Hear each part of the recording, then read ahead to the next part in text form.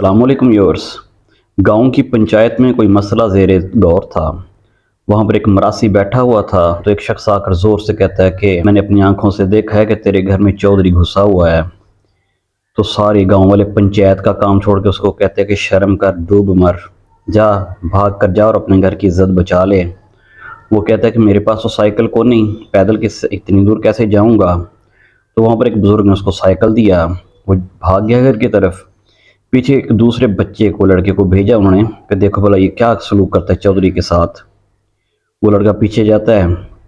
उधर मरासी अपने घर के बाहर पहुंचता है। दरवाज़ा लॉक था। उस दरवाज़ा को दस्तक देने लगता है तो अंदर से चौधरी ऐसे मुंह चौकोताव देता हुआ बाहर ऐसे निकलता है, गुस्से वाला मुंह करके ना। तो मरासी चौधरी को देखते ही वो सारा गुस्सा उसका ख़त्म हो जाता है और उसको याद आता है वो जो बख्शिशें चौधरी उसको वेल देता था, बड़े बड़े नोट। फिर उसे याद आया जब घर में दाने ख़त्म हो जाते चौधरी दाने भी देता है। फिर याद आया जब भैंस के लिए चारे की ज़रूरत होती है वो भी तो यही देता है। फिर याद आया सब्ज़ी, तरकारी, फल फ्रूट, गंदम, अनाज कितना कुछ इससे मिलता है। तो ऑटोमेटिकली उसका एक हाथ ऊपर और दूसरा सीने पर सर नीचे झुक जाता है और कहते चौधरी साहब मुझे बुला लेते, क्या खिदमत करूं, पानी पूछूं, चाय पूछूं। कहता नहीं नहीं कुछ नहीं, मुझे जल्दी है, घर पहुंचना है। तो कहते आओ सरकार, साइकिल पे आपको छोड़ आता हूँ।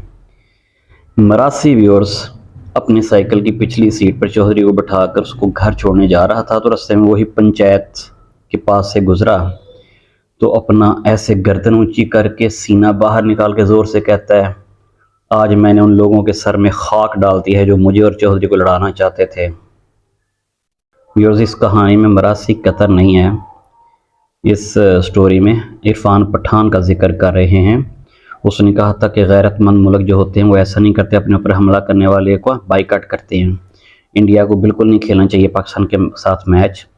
तो आज सुना है कि मैच में वो कमेंट्री पैनल में शामिल है।